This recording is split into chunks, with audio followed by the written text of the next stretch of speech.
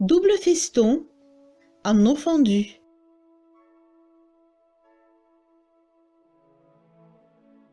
Le double feston ressemble énormément au double nœud. On dirait même que ce soit son reflet dans le miroir. Pour le réaliser, on fait tout à l'envers. On commence par un demi-nœud envers. On ne fait pas de transfert. Et ce n'est pas le fil de la main gauche qui forme le nœud en s'enroulant autour du fil de trame, mais le fil de la main droite. Les chapeaux des nœuds sont aussi inversés.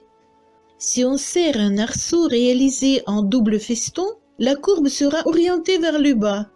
C'est le contraire de l'arceau en double nœud. Le double feston est plus facile. Il faut seulement ne pas transférer le nœud pour que ce soit un nœud festonné réussi. On commence par former l'espace de travail sur la main gauche. On pince le bout du fil entre le pouce et l'index gauche et on passe le fil par-dessus les doigts. Ensuite, on fixe le fil autour de l'auriculaire. L'espace entre l'index et le majeur représente l'espace de travail. La navette de la main droite va et vient autour de ce fil tendu entre l'index et le majeur gauche.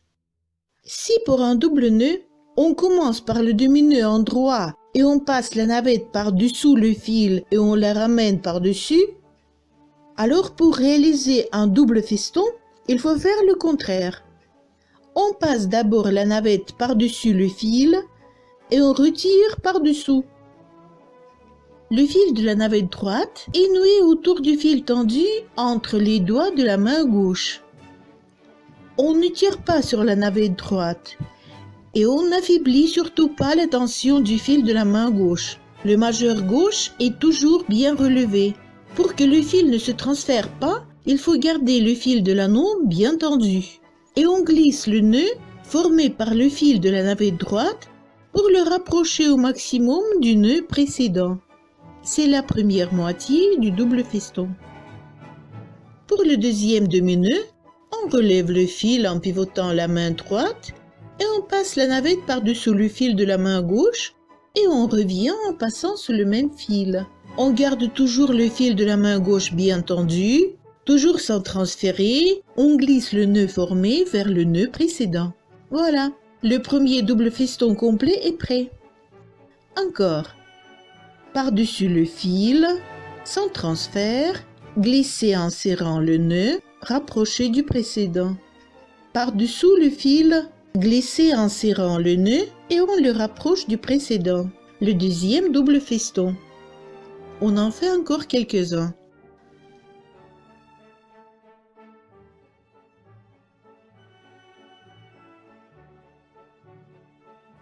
Sur les schémas, on représente les parties festonnées par un trait plus épais sur la moitié de l'anneau ou l'arceau à festonner. À quoi sert ce point? On l'utilise largement pour passer d'un tour à l'autre sans couper le fil. Pour cela, il suffit de remplacer le double nœud du dernier élément, anneau ou arceau, du premier tour par les doubles festons. Comme cela, en fin du tour, le fil se retrouvera à l'extérieur de l'ouvrage pour qu'on puisse poursuivre son travail sur le tour suivant. Parfois, le recours au double feston permet d'éviter le travail sur le côté envers pour ne pas retourner l'ouvrage à chaque fois si, par exemple, on doit inverser le sens des arceaux. Voilà, les doubles festons sont terminés.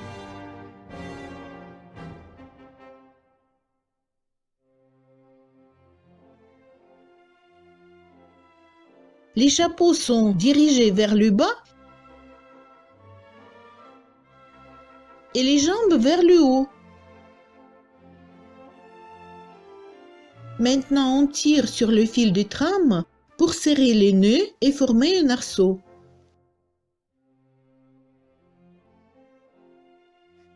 Et on voit bien que l'arceau festonné forme une cuvette. Il est courbé en U. Si on fait un anneau traditionnel en double nœud, celui-ci est fermé au même endroit où on l'a démarré. Si on fait un anneau fendu dans lequel on utilise les doubles festons, on a la possibilité de fermer l'anneau sur son sommet, ayant le point de départ à l'opposé. Enfin, l'anneau fondu est très décoratif et fait partie de plusieurs jolis motifs. L'anneau fondu se fait avec 2 navettes. Je vais le réaliser en 2 couleurs pour faciliter la compréhension. Le côté blanc est symétrique au côté bleu. On commence la première moitié de l'anneau comme d'habitude avec le fil blanc. Il faut réaliser une moitié de nœud de la totalité de l'anneau. Cela peut varier en fonction du motif. Je vous laisse essayer. Moi, j'en fais 10. En fait, le blanc, c'est un anneau normal, tandis que le côté bleu est un arceau en double feston réalisé sur le fil de trame du même anneau blanc.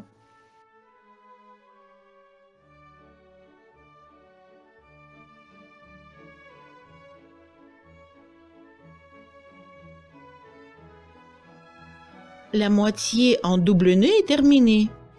J'enlève la boucle des doigts.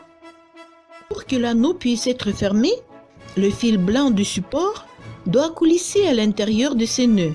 C'est pourquoi on doit faire des festons pour ne pas bloquer le fil blanc en faisant le transfert. Je retourne l'ouvrage et je remets la boucle blanche du support à l'envers. Maintenant, c'est le fil bleu qui est dessus et je veux faire des nœuds avec ce fil. On travaille comme d'habitude autour du fil tendu entre l'index et le majeur gauche. On recommence dès le début sur l'autre côté de l'anneau de support. On passe la navette par-dessus le fil entre l'index et le majeur et on revient par-dessous. On glisse le nœud formé contre les doubles nœuds blancs. Mais il faut bien ajuster la distance entre ces nœuds. Sinon, si l'un des 2 fils formant l'anneau fondu est tendu plus que l'autre, la série des anneaux ne sera pas bien alignée. On commence la deuxième partie du double feston. La navette passe par-dessous le fil, puis par-dessus et sur le fil relevé. Sans transférer, le nœud glisse vers le début. Il faut réaliser le nombre de doubles festons souhaités. J'en fais encore 9. Il faut surtout ne pas baisser le majeur pour ne pas affaiblir la tension et veiller à ce que ce soit le fil de la navette droite qui forme le nœud autour du fil tendu de la main gauche.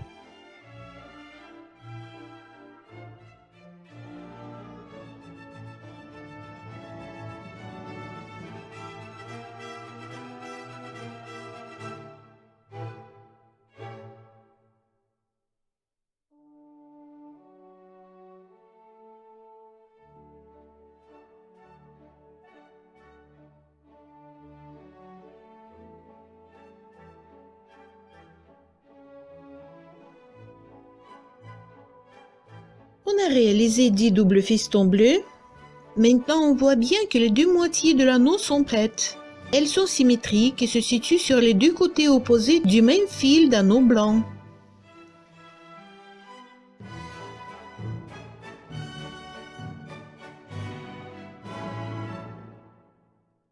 Avant de fermer, il faut voir encore quelque chose.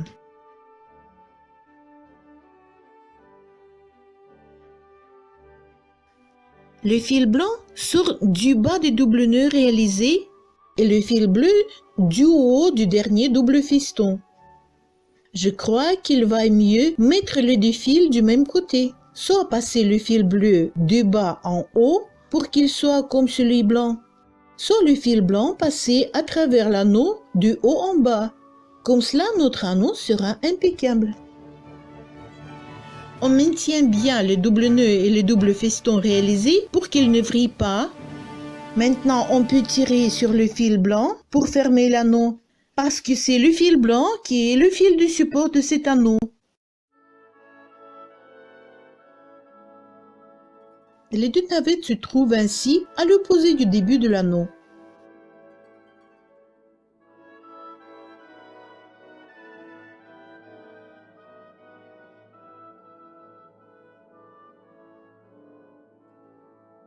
Et on recommence. Encore un anneau fendu.